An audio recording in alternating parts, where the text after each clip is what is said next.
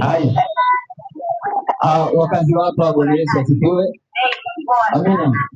Tunawasalimu katika jina la Yesu Kristo ambaye ametujalia tumeweza kukutana tena hapa siku ya leo baada ya jana ya mafundisho ambayo tulifundisha jana na juzi, na hatimaye bado tuko leo kwa ajili ya injili ya Kristo.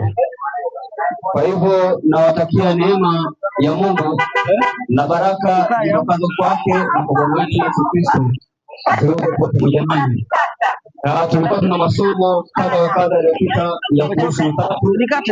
Tunafundisha kuhusu siku ya kuabudu, siku ya ibada, na mwenye maswali yote yule anaruhusiwa kuja kuuliza. Leo kwa masomo yaliyopita, ukiwa na swali, watumishi wa Mungu wako hapa, utauliza, utajibiwa. Kwa leo tutakuwa na somo lingine linalohusu unabii.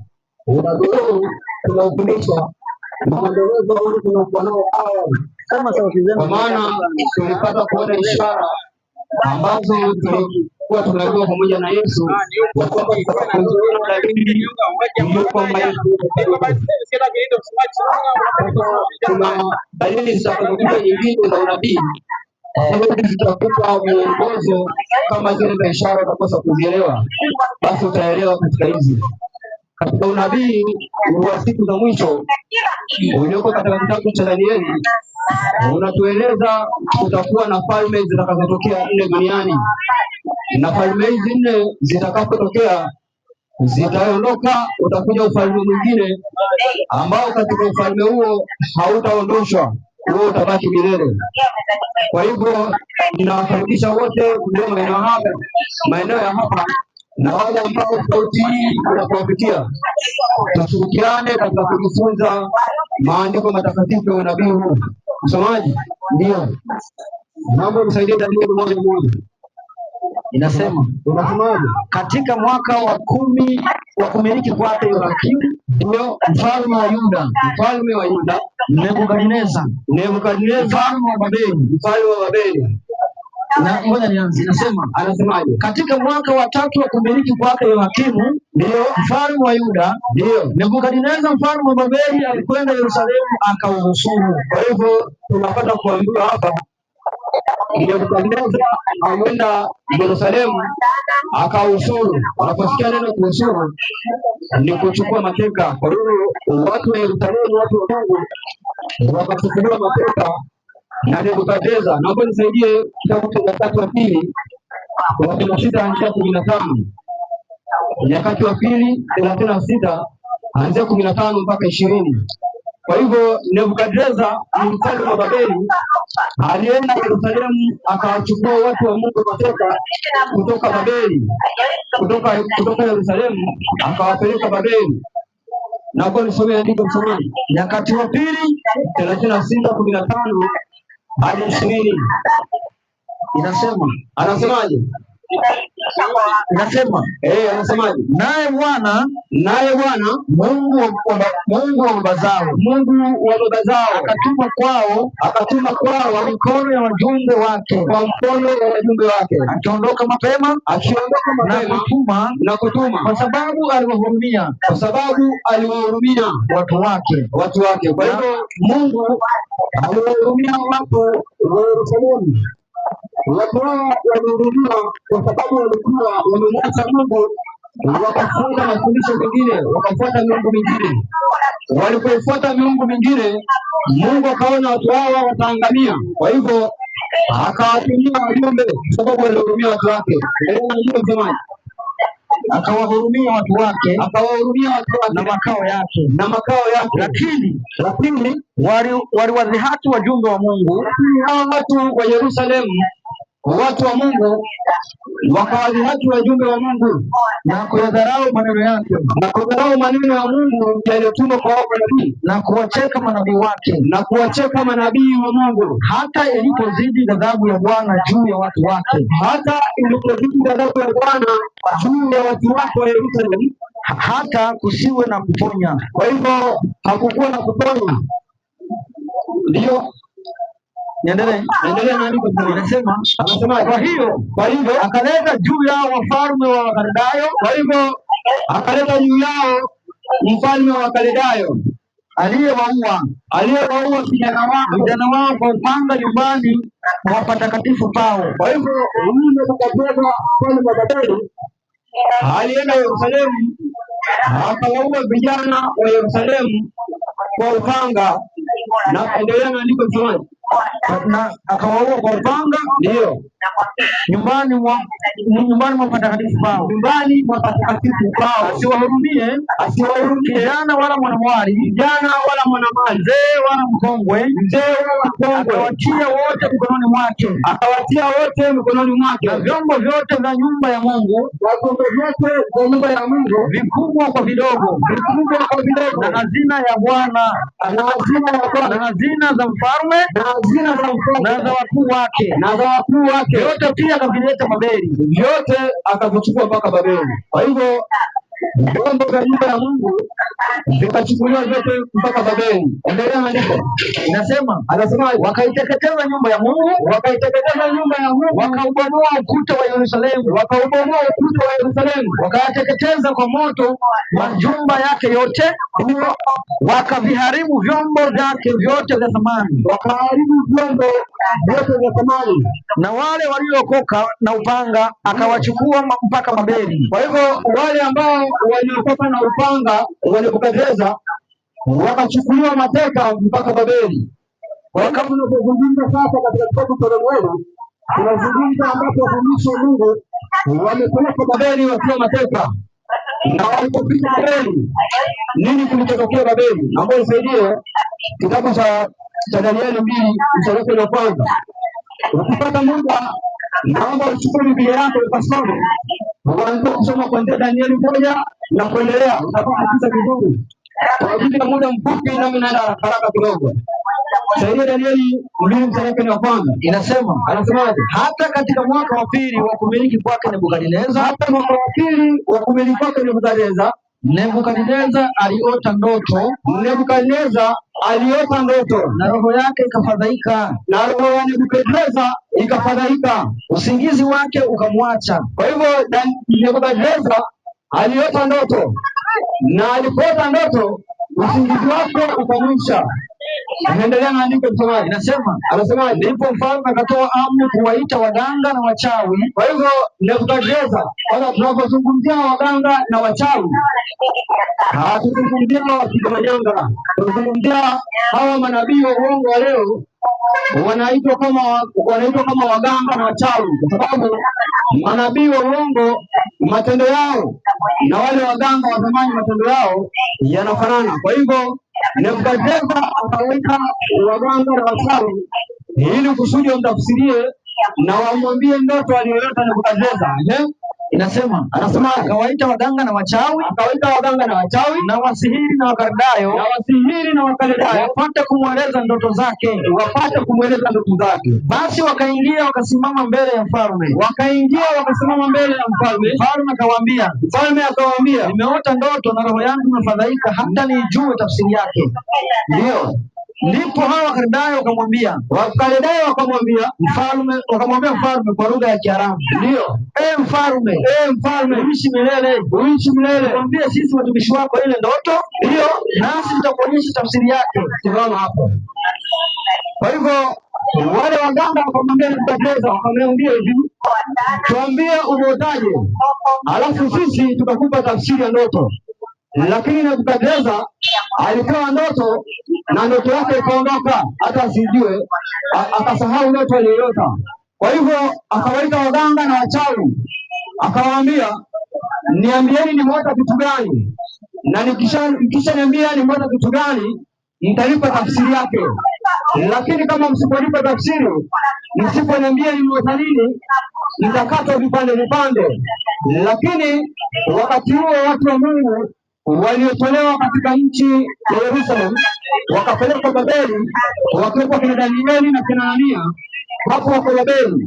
Kwa hivyo Danieli akaenda mbele za mfalme ili apate kutafsiri ndoto, kwa sababu Wale Wakaldayo walishindwa kutafsiri ndoto, lakini Danieli akaenda mbele ya mfalme akasemaje? Sura 29 shuka mpaka 29 ndio inakuendelea. Anasemaje? Anasemaje? Danieli anatafsiri ndoto aliyoiota Nebukadneza mfalme wa Babeli, maana Nebukadneza aliwaambia wachawi na Wakaldayo watafsiri, wakashindwa kutafsiri.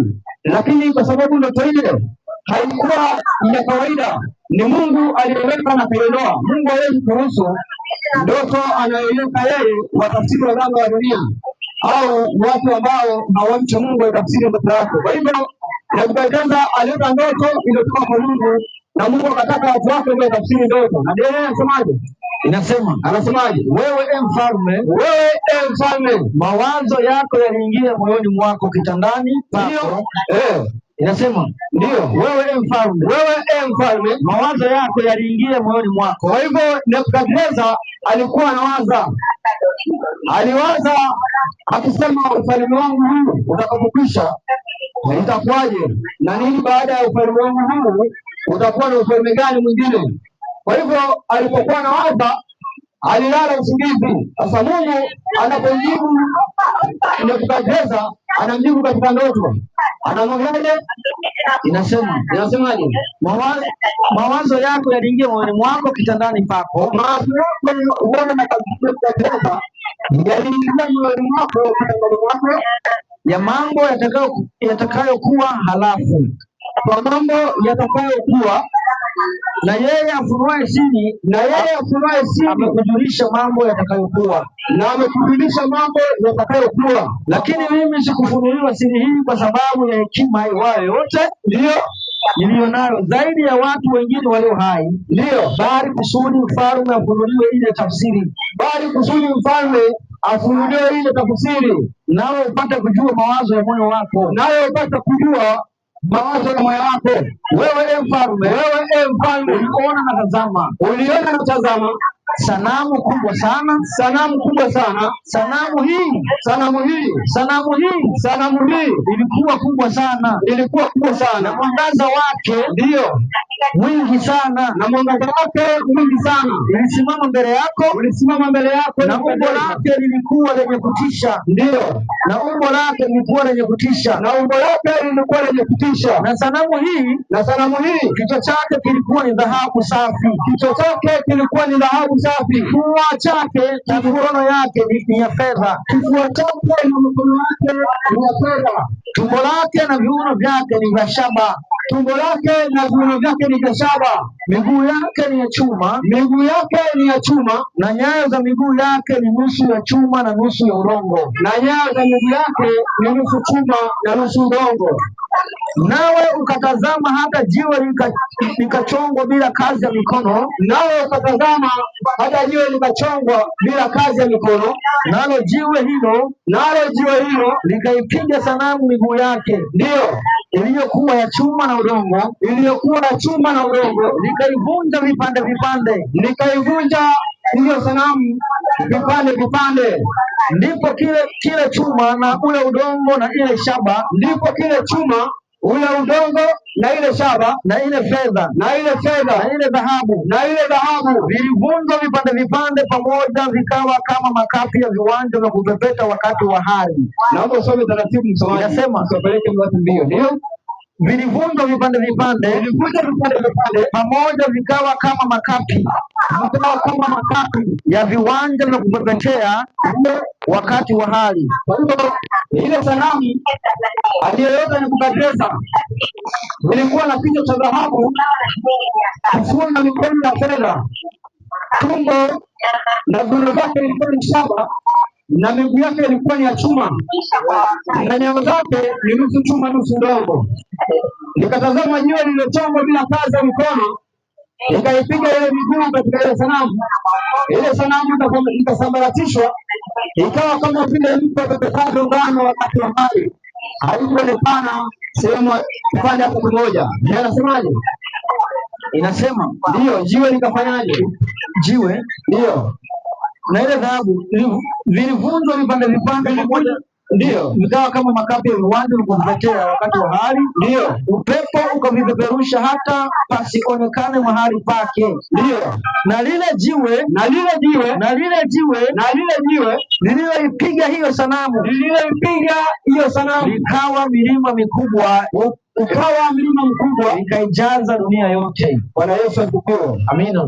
Kwa hivyo jiwe likaipiga sanamu likaijaza dunia yote. Kwa hivyo tunaambiwa wakati ambapo sanamu hiyo imesimamishwa, wakati sanamu hiyo ameiweka Nebukadneza alipata mawazo, Mungu akaweka ndoto, na alipoweka ndoto akaitafsiri Danieli. Danieli akamwambia, Nebukadneza, uliota ndoto ukaota sanamu iliyokubwa sana, na sanamu hiyo kichwa chake kilikuwa ni dhahabu, kifua na mikono fedha, ulikuwa na kiuno cha shaba, miguu ilikuwa ni ya chuma na nyayo nusu udongo nusu chuma, na jiwe lilionekana limechongwa bila kazi ya mikono, likaipiga ile sanamu ikawa kama makapi. Kwa hivyo jiwe likawa mlima mkubwa likaijaza dunia. Sasa hapa tuna jiwe na hapa tuna sanamu. Jiwe ni kitu gani, msomaji? Ndio, naomba nisaidie kitabu cha Matendo ya Mitume 4 mstari wake wa 10. Matendo ya Mitume 4 mstari wake wa 10 na ule mstari wa 10. Hii sanamu inayozungumziwa hapa ni mfano tu ambayo inapozungumziwa hapa. Sanamu hii inamaanisha falme ambazo zitakazotokea duniani. Kwa hizo falme zitakazotokea duniani ni falme 4 zitakazotokea duniani, na utakuja ufalme mwingine ambao ufalme huo utajaza dunia yote, na ufalme huo hakuna ambaye atakayeona kwa mtu huo, kwa ufalme huo hakuna mtu mwingine au hakuna ufalme mwingine utakaokuja baada ya ufalme huo. Na ufalme ambao ni chuma, ufalme huo ndio huo ambao tuko sisi sasa hivi. Ukipata muda utaenda kusoma, ninaenda haraka kwa sababu ya muda kidogo. Utasoma Danieli 2, umemaliza yote, itakupa majibu ya hii sanamu. Kwa hivyo hili jiwe likaijaza dunia yote. Ilipojaza dunia yote, hakuna mtu mwingine au hakuna ufalme mwingine ambao utakuja. Huo ufalme ni nini? Kama niko Matendo ya Mitume 4:10. Jueni ninyi nyote, anasema jueni ninyi nyote na watu wote wa Israeli, ya kuwa kwa jina la Yesu Kristo wa Nazareti, ambaye ninyi mlimsulubisha na Mungu akamfufua katika wafu, ndio kwa jina hilo mtu huyo anasimama. Soma msomaji. Anasimama, ndio alimzima mbele yenu, ndio yeye ndiye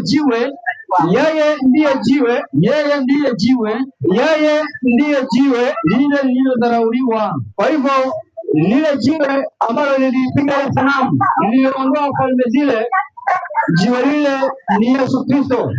Kwa hiyo baada ya ufalme huu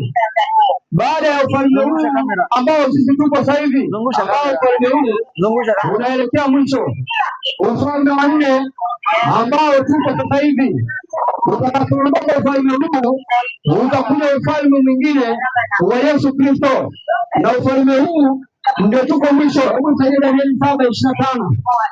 Ufalme huu utaondolewa kwa sababu gani? Ufalme huu tuliopo ndio ufalme ambao unatimiza mambo yote ya duniani ambayo yanaendelea na sasa yanapoendelea, kama tulivyosoma toka juzi na jana, tuliziona dalili za kuja Kristo. Kwa hivyo yanaendelea katika ufalme huu, ufalme huu utaondoshwa na utasimamisha ufalme mwingine ambao utaondoshwa na ni Yesu Kristo. Soma Danieli 7:25, unasemaje? 7:25 Danieli. Ufalme huu utafanyaje? Inasema, ndio, naye atanena maneno kinyume chake aliye juu. Kwa hiyo ufalme huu ufalme utanena maneno kinyume chake aliye juu, naye atawadhoofisha watakatifu wake aliye juu. Naye ataazimu kubadili majira na sheria. Naomba subiri kwanza. tumeambiwa kwamba kitu cha kwanza katika ufalme huu atabadili majira na sheria za Mungu. Kubadili majira sasa hivi nadhani tunatembea navyo, tumeenda katika mfumo wa ufalme huu. Majira yetu leo tunaambiwa sasa hivi ni saa 12, siku inasoma 6. Hii 6 ukitoka 12 unatoka 6. Ndio msomaji? Ndio. Saa ikisema 7, wewe unasema ni saa ngapi? Inaandika moja, unasema saa 1. Kwa hivyo 7 ukitoa 1 inabaki ngapi? 6. Ukisoma saa 2 unasema ngapi? 8. Kwa hivyo 8 ukitoa kwa 2 ni ngapi? 6. Kwa hivyo kwa mtiririko huo akabadili majira kwa namna hiyo. Sheria kabadilishaje? Akaitoa siku ya Sabato. Naomba usaidie kutoka 20 mstari wa 8. Anasemaje? Ikumbuke siku ya Sabato itakase. Ikumbuke siku ya Sabato itakase. Inasema ikumbuke siku ya Sabato itakase. Ikumbuke siku ya Sabato itakase. Siku 6 fanya mambo yako. Siku 6 fanya kazi, utenda mambo yako yote. Ndio. Lakini siku ya 7 ni Sabato ya Bwana Mungu wako. Lakini siku ya 7 ni Sabato ya Bwana Mungu wako. Siku hiyo usifanye kazi yoyote. Ndio. Wewe wala mwana wako, wala binti yako, wala mtumwa wako, wala mjakazi wako. Ndio. Wala mnyama wako wa kufuga. Ndio. Wala mgeni aliye ndani ya malango yako.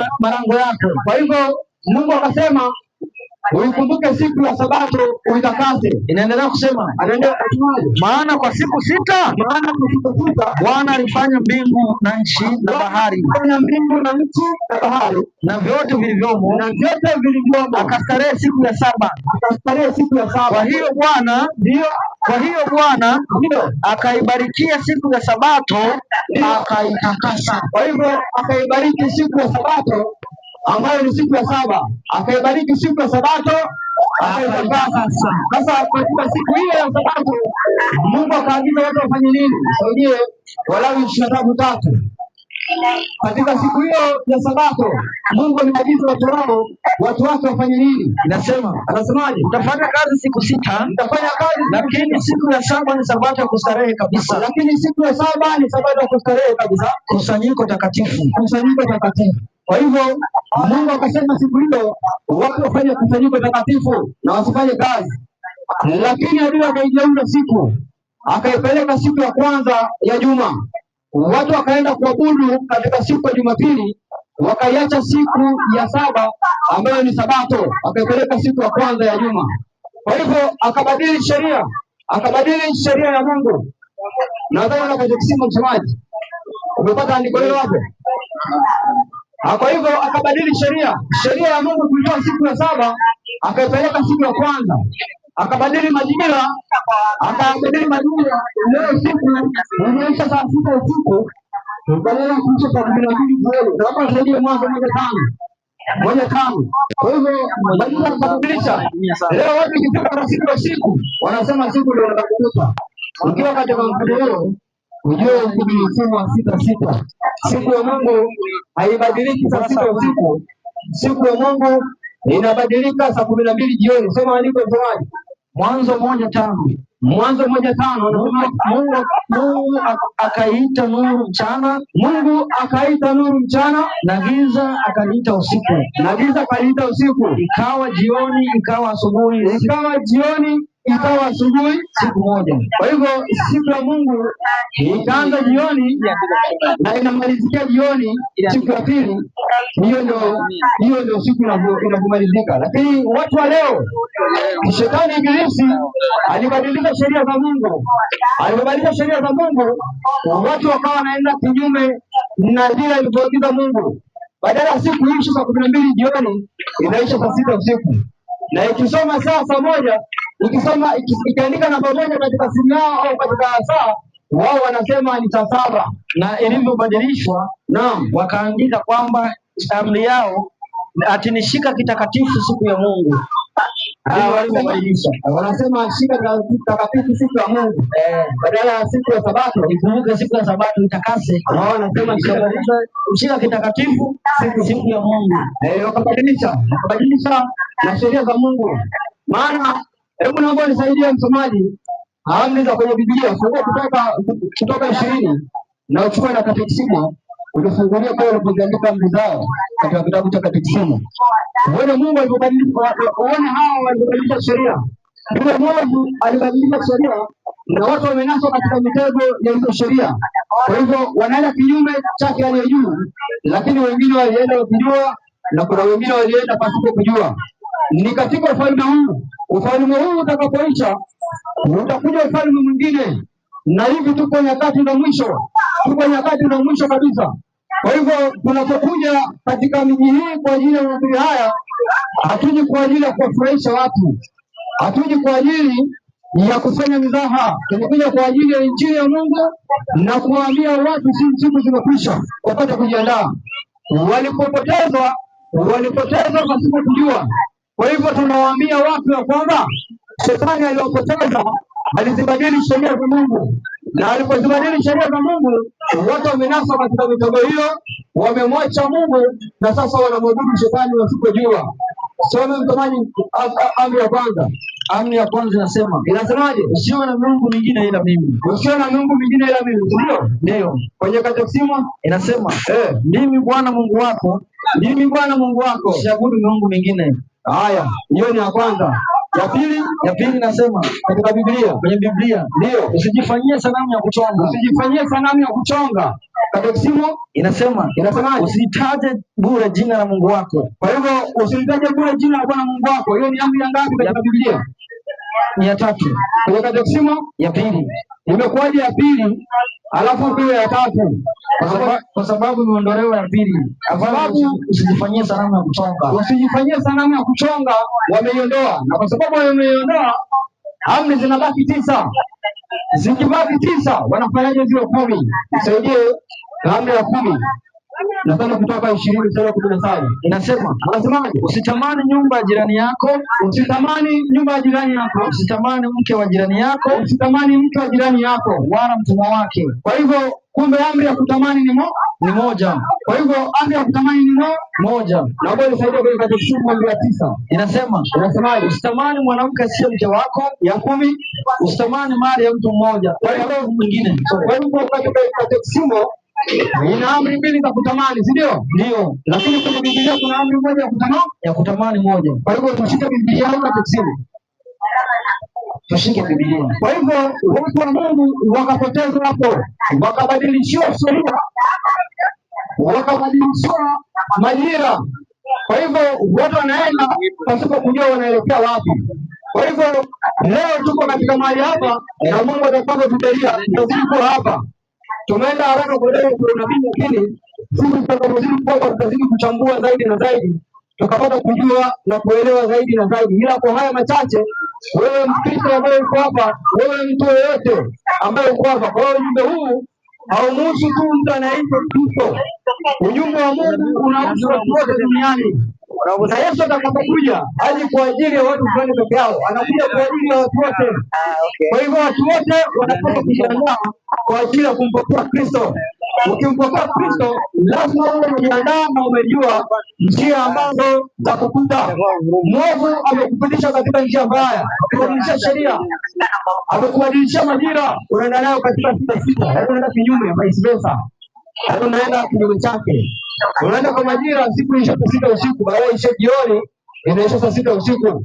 Kwa hivyo umebadilisha sheria na majira. Kwa hivyo unatakiwa ujue njia zinazompata Kristo ni zipi. Kwa hivyo ndugu zangu, tuko hapa kwa ajili, ukiwa na swali tunakukaribisha upate kuuliza, nawe utapata kujibiwa. Amani ya Mungu iwe pamoja nanyi watu wa hapa. Amen. Amen. Mungu akubariki mtumishi. Mungu akubariki sana.